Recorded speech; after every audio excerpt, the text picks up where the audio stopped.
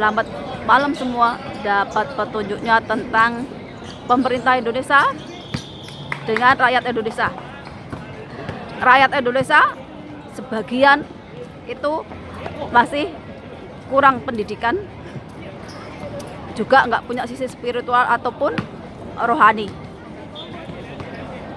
SDM rendah, ngeyelan, dablek, sukanya tawuran, kena senggol sedikit main bacok. Gimana dengan mental dari para pejabatnya? Biasanya yang jadi pejabat itu dari golongan artis yang udah nggak laku di televisi, ataupun dari partai yang biasanya nyogok karena punya duit atau karena koneksi deket sama ketua partai. Jadi bukan karena dia punya karakter yang baik ataupun dia punya kecerdasan. Jadi banyak sekali nih pejabat Indonesia apa yang lagi anggota DPR ataupun menterinya, kalau ngomong itu asal jeplak tanpa dipikir. Jadi pejabat Indonesia yang ngomong yang baper kita atau yang emosi kita sendiri. Kenapa? Karena seharusnya kita itu punya pejabat atau pemimpin yang mencerminkan ataupun dia itu jadi contoh yang baik untuk kita sebagai rakyat. Tapi malah sebaliknya, mereka itu jadi contoh yang jelek buat kita. Kalau pejabat pemerintah Indonesia-nya bobrok, goblok, korup, gimana rakyatnya itu nggak mental maling. Nah, kalau kalian mau tahu, seperti Medan, seperti Madura ini terkenal sebagai raya besi. Kenapa? Karena jangankan tiang listrik, kabel listrik, pokoknya asal yang bisa dijual, diduitkan, diambil, walaupun itu fasilitas umum. Coba kalian bayangkan, orang yang mental seperti ini, kalau dapat pemimpin yang cuma omon-omon, cuma pinter teori, gak bakalan didengerin sama mereka. Paling dianggap kentut.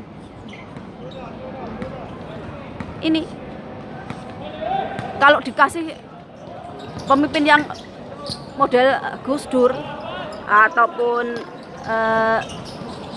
Buya Sakur, yang ada malah mereka tuh makin melunjak, bukannya nurut. Itu makanya rakyat Indonesia itu terkenal apa? Nggak disiplin, nggak taat hukum. Karena apa? Karena pemerintahnya juga seperti itu. Pemerintahnya apalagi kalau yang punya uang, punya jabatan, punya kekuasaan malah kebal hukum. Udah jadi contoh buruk untuk rakyatnya. Itu kenapa kalau bukan karena aku itu ngelihat sendiri atau merasakan nih, ternyata dari akibat korup, dari pejabat gak bener, banyak orang-orang di desa terpencil itu gak punya identitas negara, kekurangan gizi, mati karena cacingan.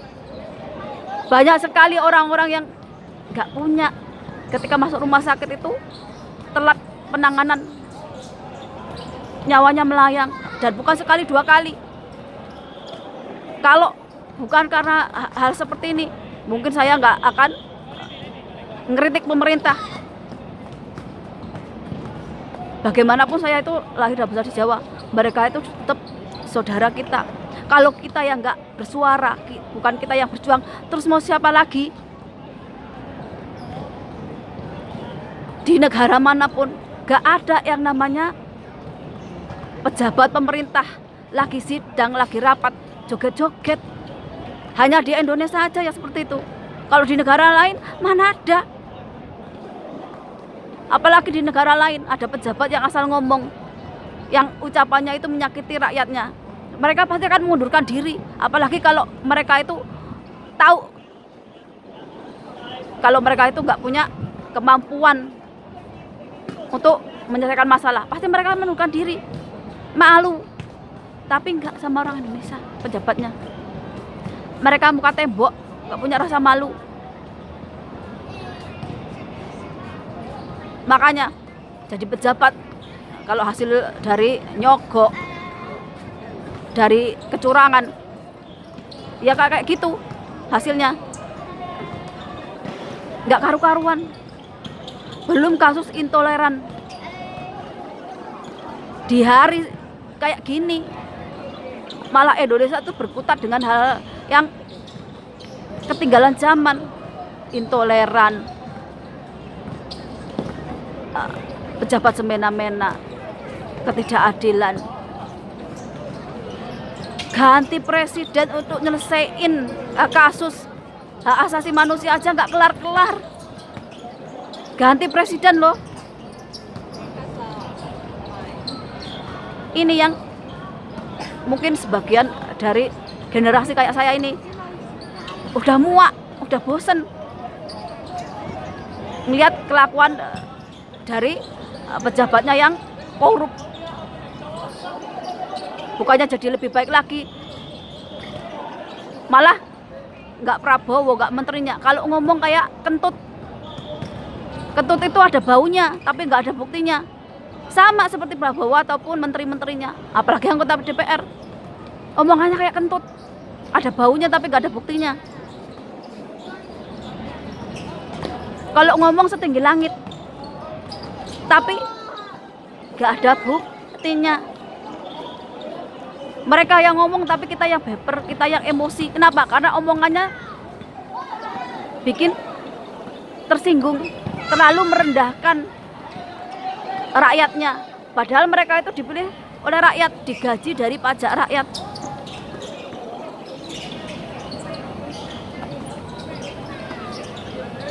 Masa lalu kita itu, nenek moyang kita itu yang ngajarin kita jadi orang yang pinter, yang cerdas.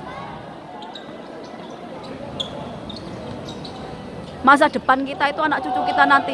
Kalau kita sekarang berjuang untuk Indonesia lebih baik lagi, terima kasih untuk yang udah demo. Paling tidak kalian itu memperjuangkan masa depan generasi yang akan datang. Kalau kita nggak berjuang sekarang, Indonesia akan makin rusak. Noh, pejabat-pejabat korup, anggota DPR yang nggak becus kerja, partai politik yang cuma nyari keuntungan bagi mereka, akan seenak jidatnya. Mereka malah makin akan menekan rakyat kecil. Mereka akan merasa mereka lah Tuhan.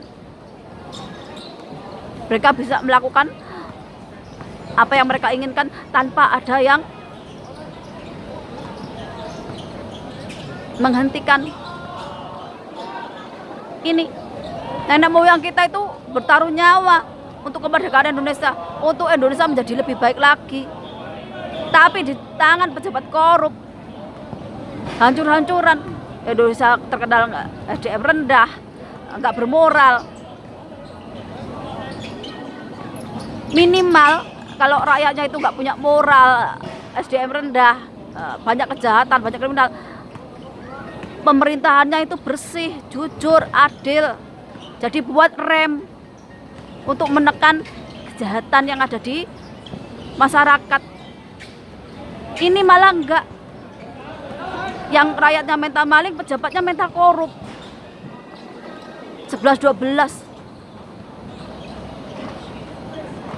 Kalau pejabatnya korup, pemerintahannya korup, minimal rakyatnya bener. Mau bersuara ketika ketidakadilan, ketidakjujuran, ketidakbenaran itu bermain. Jangan biarkan orang-orang baik itu berjuang sendirian. Jangan biarkan orang-orang yang memperjuangkan kebaikan Indonesia itu disingkirkan. Ini tugas kita sebagai rakyat Indonesia. Jangan biarkan orang-orang baik itu berjuang sendirian. Jangan sampai seperti ada Ahok, Antasari Ashar, Jenderal Hugeng, dan lain-lainnya itu mati sia-sia. Ataupun mereka berjuang sendirian. Ada kita di belakang mereka. Ini bahwa kita itu masih waras, kita masih punya logika, dan kita masih punya hati nurani, kita masih punya empati. Nih, Selamat malam, sampai jumpa.